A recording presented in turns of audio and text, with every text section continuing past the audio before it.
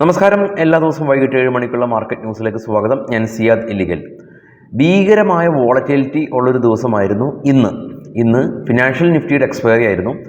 ഇന്ന് financial നിഫ്റ്റിയിൽ profit എടുക്കാൻ പറ്റിയ ട്രേഡേഴ്സ് കമൻറ്റിൽ അറിയിക്കുക. നിഫ്റ്റിയുടെ ചാർട്ട് കാണാം.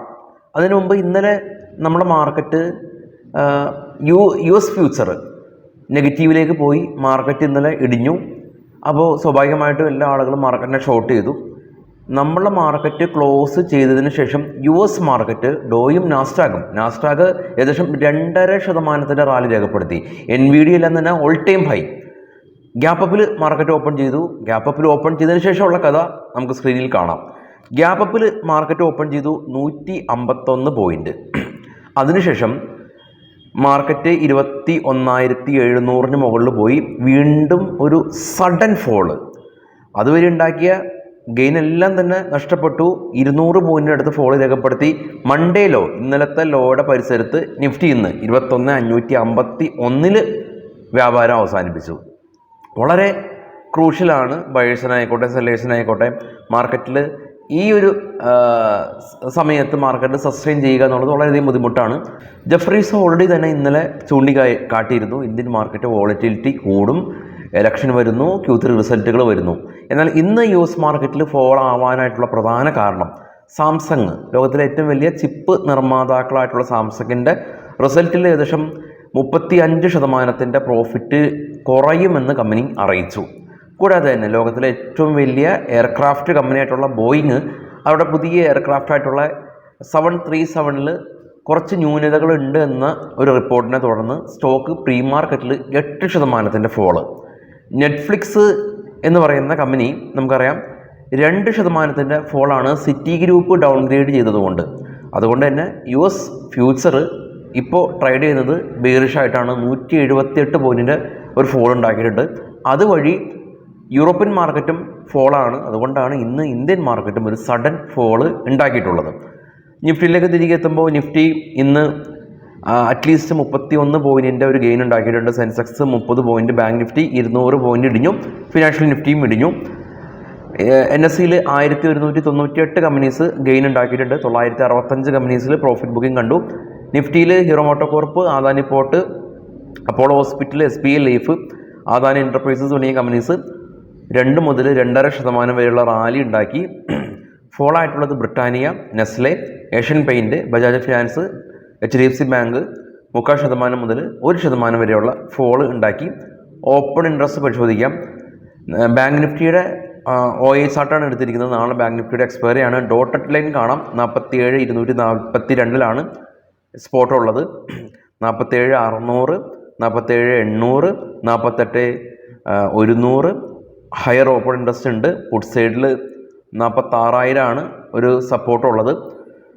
PCR 0.7 കോള് ആണ് ഏറ്റവും കൂടുതൽ ഷോർട്ട് ചെയ്തിട്ടുള്ളത്. പക്ഷേ ഇതിന് സമാനമായിട്ടുള്ള ഒരു ഓപ്പൺ ഇൻട്രസ്റ്റ് ആയിരുന്നു നമ്മൾ ഇന്നലെയും കണ്ടിരുന്നത്. പക്ഷേ ഇന്ന് രാവിലെ അത് നേരെ തിരിഞ്ഞു വന്നിട്ടുണ്ടായിരുന്നു. കാരണം നാസ്ഡാക്ക് ഇന്നലെ 2.2% ഒരു റാലി ഉണ്ടാക്കിയത് കൊണ്ട്. ഗ്ലോബൽ മാർക്കറ്റ് പരിശോധിക്കാം. ഗോൾഡ് ഇന്ന് $6 ഒരു ഗെയിൻ ഉണ്ടാക്കി, $2,034. ഇന്ത്യൻ റുപ്പീസ് ഡോളറിനെതിരെ 83 രൂപ 20 പൈസ. Brent oil $77.56 per barrel. $1.5 ഉയർന്നിട്ടുണ്ട്, 2% ഉയർന്നു. ഓസ്ട്രേലിയ ഗ്രീനിലടച്ചു, ചൈന ഗ്രീനിലടച്ചു, കോസ്പി കൊറിയ ഫ്ലാറ്റാണ്. നിക്കി ജപ്പാൻ മാർക്കറ്റ് 1% മുകളിൽ റാലി ഉണ്ടാക്കി. ഇപ്പോൾ ട്രേഡ് ചെയ്യുന്ന ഡാക്സ് ജർമ്മൻ, ഫ്രാൻസ്, UK ഫ്ലാറ്റാണ്, വിച്ച് സ്ലൈറ്റ്ലി നെഗറ്റീവ് സെൻറ്റിമെൻറ്റ്സ് ഓടുകൂടിയിട്ട് ട്രേഡിങ് തുടരുന്നുണ്ട്.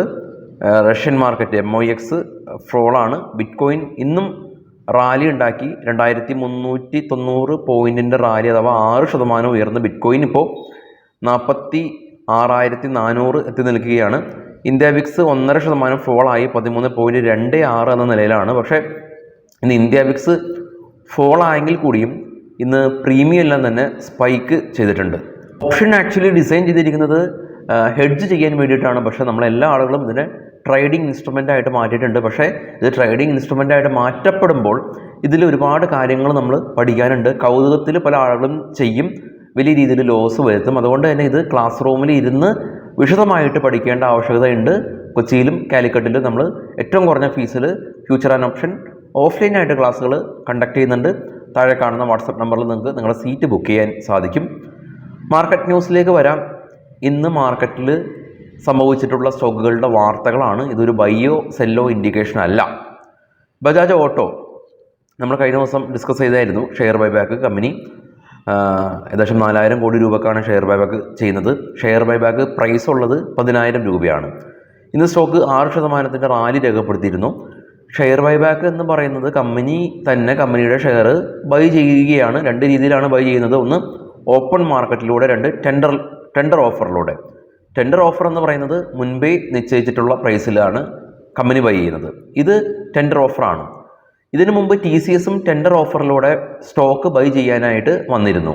4500 രൂപയായിരുന്നു TCS പ്രഖ്യാപിച്ചിട്ടുള്ള വില. എന്നാൽ TCS ഇവരുടെ ഷെയർ ബൈബാക്കിന് ശേഷം 4500 വരെ ഇതുവരെ എത്തിയിട്ടില്ല. അതായത് കമ്പനി ഷെയർ ബൈബാക്ക് പ്രഖ്യാപിക്കുന്നു എന്ന് കേട്ട ഉടനെ തന്നെ നമ്മൾ കമ്പനിയിലെ സ്റ്റോക്കുകൾ ബൈ ചെയ്യാൻ വേണ്ടി പോകരുത്. നമ്മൾ കമ്പനിയുടെ ഇത് ന്യൂസാണ്, കമ്പനിയുടെ ചാർട്ടും മറ്റുള്ള കോറിലേറ്റ് ചെയ്തിട്ട് നിങ്ങൾ തീരുമാനമെടുക്കുക. കമ്പനി ഷെയർ ബൈബാക്ക് ചെയ്യുന്നത് കമ്പനിയുടെ പ്രവർത്തനങ്ങളിൽ കമ്പനി ബുള്ളിഷ് ആയതുകൊണ്ടാകാം, അതൊരു റീസൺ. അതല്ലെങ്കിൽ എക്സ്പാൻഷൻ പരിപാടികളില്ലാതെ അധികം വരുന്ന സർപ്ലസ് തുക ഷെയർ ബൈബാക്കിന് വേണ്ടി വിനിയോഗിക്കുന്നതാകാം. നെയ്ക്ക ഇന്ത്യൻ മാർക്കറ്റിൽ ലിസ്റ്റ് ചെയ്തതിന് ശേഷം ഇവർ ബോണസ് ഷെയറൊക്കെ പ്രഖ്യാപിച്ചിട്ടുണ്ടായിരുന്നു. നെയ്ക്കയുടെ IPO പ്രൈസ് ഉണ്ടായിരുന്നത് ഏകദേശം 1125 രൂപയായിരുന്നു.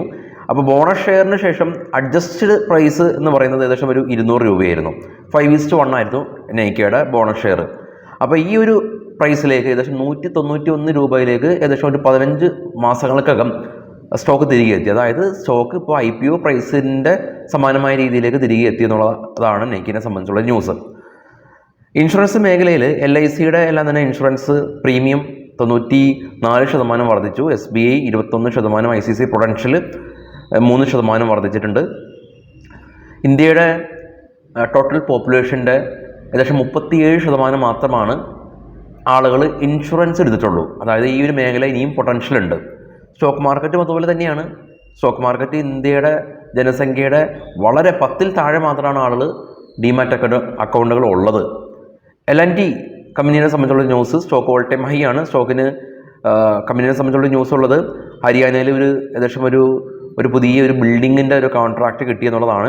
ഇൻഡിഗോ ഇന്ന് റാലി ഉണ്ടാക്കിയ ഒരു സ്റ്റോക്കാണ്. കഴിഞ്ഞ ആഴ്ചയിൽ നമ്മൾ കണ്ടു ഇൻഡിഗോ ഇവരുടെ ഫ്യൂൽ ചാർജ് കുറച്ചതുകൊണ്ട് ടിക്കറ്റ് പ്രൈസ് കുറച്ചത്. അതുപോലെ തന്നെ ഇന്ന് ഇവരുടെ ഫസ്റ്റ് സീറ്റ് റോയിലെല്ലാം തന്നെ ബുക്ക് ചെയ്യാനായിട്ട് 2000 രൂപ ചാർജ് ചെയ്യുന്നുണ്ടെന്നുള്ള ന്യൂസ് സ്റ്റോക്ക് ഇന്ന് റാലി രേഖപ്പെടുത്താനായിട്ട് കാരണമായി. IPO CNC മിഷൻ കമ്പനിയായിട്ടുള്ള ജ്യോതി CNCയുടെ IPO ഓപ്പൺ ആയിട്ടുണ്ട്. അപ്പോൾ IPOs എല്ലാം തന്നെ നമ്മളെ വെബ്സൈറ്റിലുണ്ട്. അതിൻ്റെ പ്രൈസും അത് എന്നാണ് ഓപ്പൺ, എന്നാണ് ക്ലോസ് എന്നെല്ലാം തന്നെ നിങ്ങൾക്ക് ഡിസ്കസ് ചെയ്യാൻ സാധിക്കും, കാണാൻ സാധിക്കും. കൂടാതെ തന്നെ ഇനി കമ്പനികളുടെ റിസൾട്ടുകൾ വരുന്നുണ്ട്. അത് എന്നാണെന്നുള്ളതും നമ്മുടെ വെബ്സൈറ്റിലുണ്ട്. ഈ വീഡിയോയുടെ ഫസ്റ്റ് കമൻറ്റിൽ ട്രേഡ് ബഡ്ഡിയുടെ ലിങ്ക് പിൻ ചെയ്ത് വെച്ചിട്ടുണ്ട്. ഇനോക്സ് വിൻഡ് പുതിയൊരു ഓർഡർ കിട്ടിയിട്ടുണ്ട്, 50 മെഗാവാട്ടിൻ്റെ ഓർഡർ. ഭാരത് ഫോർജ് തമിഴ്നാട് സ്റ്റേറ്റ് ഗവൺമെൻറ്റായിട്ട് 1000 കോടി രൂപയുടെ ഒരു ഓർഡർ സൈൻ ചെയ്തു. സ്റ്റോക്ക് ഇപ്പോൾ ട്രേഡ് ചെയ്യുന്നത് ഓൾ ടൈം ഹൈ ആണ്. ഏതർ ഇൻഡസ്ട്രീസ് കഴിഞ്ഞ ആഴ്ചകളിലൊക്കെ നമ്മൾ ഡിസ്കസ് ചെയ്താണ്. US ബേസ്ഡ് ആയിട്ടുള്ളൊരു കമ്പനിയും സൗദി അറാംകോ എന്ന് പറയുന്ന കമ്പനിയായിട്ടും ജോയിൻറ്റ് വെഞ്ചറായിട്ട് ഇവരുടെ പുതിയൊരു പോളീസ് ടെക്നോളജി ഇവർ ആരംഭിച്ചു. റെയിൽടെയിൽ കമ്പനിക്ക് 40 കോടി രൂപയുടെ ഓർഡർ കിട്ടി. പ്രസ്റ്റീജ് 111% സെയിൽസ് ഗ്രോത്ത് ഈ ഒരു വർഷം കിട്ടി. ഫെഡറൽ ബാങ്ക് Q3 റിസൾട്ട് ജനുവരി 16 കൂടാതെ തന്നെ RBI പുതിയ സിഇഒയുടെ പേര് നിർദ്ദേശിക്കാനായിട്ട് ബാങ്കിനടുത്ത് പറഞ്ഞിട്ടുണ്ട്. ശ്രീറാം പ്രോപ്പർട്ടീസ് അടുത്ത 2 വർഷത്തിനുള്ളിൽ 25% ഗെയിൻ ഉണ്ടാക്കുമെന്ന് കമ്പനി അറിയിച്ചു. ടാറ്റ കൺസ്യൂമർ സ്റ്റാർബക്സ് ഇന്ത്യയിൽ 1000 സ്റ്റോറുകൾ ഇവർ കംപ്ലീറ്റ് ആയിട്ടുണ്ട്. സ്റ്റാർബക്സ് എന്ന് പറയുന്നത് ടാറ്റ കൺസ്യൂമറിൻ്റെയും സ്റ്റാർബക്സ് എന്ന് പറയുന്ന US കമ്പനിയുടെയും ജോയിൻറ്റ് വെഞ്ചർ ആയിട്ടാണ് ഇന്ത്യയിൽ പ്രവർത്തിക്കുന്നത്. എയർടെൽ അദാനി എനർജി ആയിട്ട് കൊളാബറേറ്റ് ചെയ്ത് സ്മാർട്ട് മീറ്റേഴ്സ് ബിസിനസ് ചെയ്യാനായിട്ട് ഉദ്ദേശിക്കുന്നുണ്ട്. പോളിക്യാബ് ഇന്ന് 8% ഫോള് 9% ഫോള് രേഖപ്പെടുത്തി. IT ഡിപ്പാർട്ട്മെൻറ്റ് ഒരു സെർച്ച് കണ്ടക്ട് ചെയ്തിട്ടുള്ളതാണ് കാരണം. വിശദമായുള്ള സ്റ്റോക്ക് ന്യൂസായിട്ട് നാളെ രാവിലെ 7:00 താങ്ക് യു. By all.